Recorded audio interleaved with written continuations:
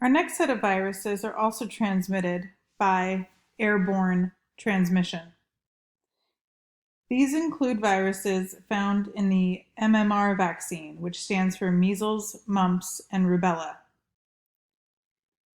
This vaccine has drastically reduced the incidence of these diseases in the United States and worldwide.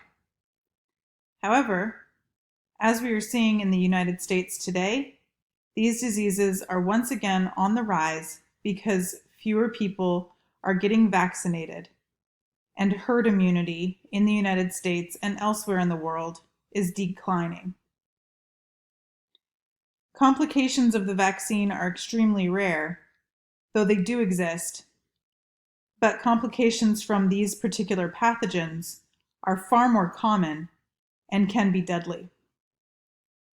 That is why the CDC still recommends that this vaccine, the MMR vaccine, be given to children at roughly 1 year of age and again at 4 to 6 to protect them from these potentially deadly diseases. None of these diseases have any treatment, and prevention by immunization is key in saving lives. Measles, importantly, not German measles, but just measles, is the most contagious human pathogen. It is almost guaranteed that if you are not immunized and you come in contact with someone with measles, that you will become infected with yourself. The reason for this is that measles has an infectious dose of one single viral particle that can be transmitted by respiratory droplets. And these respiratory droplets can remain in the air for hours after someone coughs, sneezes, or talks in an enclosed space. Humans are the only reservoir for this particular disease, which means if we could vaccinate everyone in the world or increase herd immunity enough, then we could eradicate this virus. The symptoms of measles are similar to the cold, but there is development of characteristic Koplik spots in the mouth, which you can see here early on in the disease, followed by a red rash on the skin. The disease is usually mild and self-limiting, but in 1 out of 500 children with measles, they can develop potentially serious and even fatal complications, including pneumonia, ear infections, brain damage, and seizures. That's in the United States, but worldwide, measles is far more deadly. Because worldwide there are issues with malnutrition, in some areas, more than 15% of children who contract measles die from the disease itself. Unfortunately for the MMR vaccine, in 1998, Dr. Andrew Wakefield, who was a British gastroenterologist doctor, published a paper in an important journal in the United Kingdom that described autism as possibly being triggered by the MMR vaccine itself. That created a widespread scare in the United Kingdom that eventually spread to North America, causing many parents, out of a panic, to no longer vaccinate their children with the MMR vaccine or even other vaccines. The paper was eventually retracted 12 years later, and as a result of what was clearly fraudulent data and lies that Andrew Wakefield published in the paper, he lost his medical license and was sued by various organizations. However, despite the paper's retraction, many parents continue to this day to be concerned about vaccines, especially the MMR vaccine. This is despite the fact that there have been hundreds of independent studies over the last 20 years indicating that vaccines have nothing to do with causing autism and in fact are counter-correlated. And by that I mean that people who are vaccinated now tend to have lower autism rates. Despite all of this evidence, parents still are afraid about vaccinating their children against this deadly disease. And herd immunity is on the decline, allowing measles to re-emerge in the United States, where once it was eradicated. As I'm sure you've heard in the news lately, measles has been once again on the rise, and we have record cases of measles outbreaks in the United States once again this year. This is not only true of the United States, but also of countries in Europe, where they've also seen record increases in measles outbreaks, leading to dozens of deaths of small children that could be completely avoided if the vaccine were to be disseminated as intended to the population at large. Another airborne disease is mumps. Mumps causes characteristic swelling on one or both sides of the face, a result of infection of the parotid gland, one of 3 salivary glands in the face. Humans are the only natural host for this disease, which once again means that if we can eradicate this disease with the vaccine, it will be forever eliminated on the face of the planet. Many children, when they acquire mumps, show absolutely no symptoms and can transmit mumps to other children. Symptoms other than the swelling on the sides of the face include fever, nasal discharge, and muscle pain. The virus can spread to other structures of the body, including testes, ovaries, meninges, heart, and kidneys. Complications from mumps is generally really unlikely.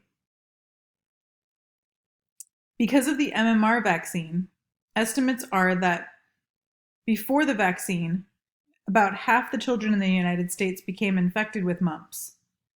But nowadays, it's limited to only a few hundred every year. Rubella, also known as German measles, is one of the mildest infections transmitted, causing a rash. This disease is found worldwide and is highly infectious and is spread largely through respiratory droplets, though urine can also carry this disease. Some individuals are asymptomatic and transmit the virus without knowing it. The characteristic rash first starts on the face and progresses down the trunk, but is completely gone in about 3 days. Rubella is not a serious disease when it infects children. However, if a woman were pregnant and were to acquire rubella, this can cause very serious problems in her pregnancy with her unborn fetus. Major consequences include cardiac lesions, deafness, ocular lesions resulting in blindness, and mental and physical challenges, and glaucoma. These can all affect the unborn baby. Immunization has been really successful in decreasing the incidence of rubella or German measles, leading to the CDC declaring in 2004 that rubella has been completely eliminated from the United States. Our next airborne virus is a virus that was much more common in my generation than in yours, and that's chickenpox.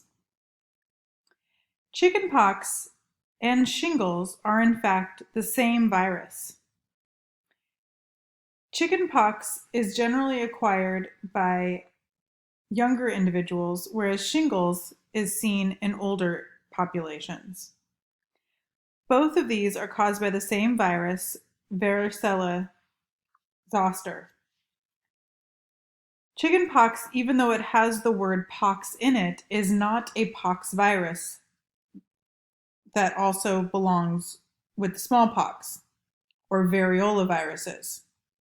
Instead, chickenpox is a herpes virus. Herpes viruses are, in fact, a wide and large group of viral particles, and chickenpox is one of them. When you're infected with herpes virus, any of the herpes virus family is not cleared from your system, and you end up having it for life. Herpes viruses go dormant within the body's tissues, only to become reactivated later, forming symptoms later in life. Shingles is the reactivated version of chickenpox. The herpes virus that causes chickenpox and shingles, as mentioned, is varicella zoster virus. Chickenpox is a disease associated with childhood, and shingles is the reactivated version, which is typically triggered at about the age of 60. Shingles is also more common in people with compromised immune systems and can be found in younger adults. Humans are the only hosts for chickenpox and shingles, so it could also be eliminated from the planet with enough vaccinations. It is transmitted by airborne droplets or contact with fluid in the blister-like skin lesions that form from chickenpox or shingles. The disease is highly contagious and easily spread from person to person. Early signs include fever, headache, generalized aches and pains, followed by an itchy rash with blister-like fluid-filled vesicles on the skin that are concentrated on the scalp, face, and trunk. Usually, adults with chickenpox develop more of these blister-like vesicles than do children. If infected with chickenpox, with rare exception, you do have lifelong immunity to chickenpox. However, as mentioned, the varicella zoster virus can end up causing shingles later in life. If infected while pregnant, the varicella zoster virus can also cause the placenta and cause serious fetal damage. As a result of all of these complications, in 1995, the FDA approved a live attenuated chickenpox vaccine, and in 2010, this vaccine was combined with MMR to form the MMRV vaccine, which provides immunity against measles, mumps, rubella, and varicella.